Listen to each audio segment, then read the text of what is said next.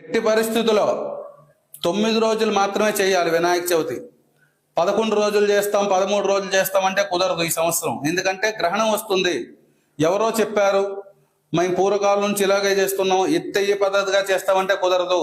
ఈ సంవత్సరం ఖచ్చితంగా 9 రోజులే చేయాలి.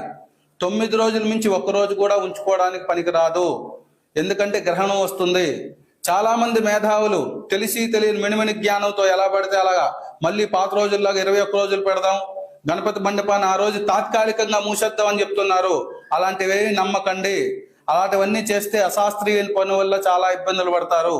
ఎన్నో వేదాంగాలను అభ్యసించి ఎంతో స్టడీ చేసి చెప్తున్న విషయము.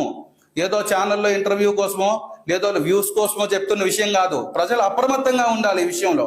ఎందుకంటే 9 రోజుల మించి మండపంలో గణపతిని కానీ ఉంచినట్లయితే మనకి చాలా అరిష్టం జరుగుతుంది. ఆ గ్రహణ శూల తగిలిందంటే మనందరికీ కూడా చాలా పాపం సంభవిస్తుంది. జాగ్రత్త.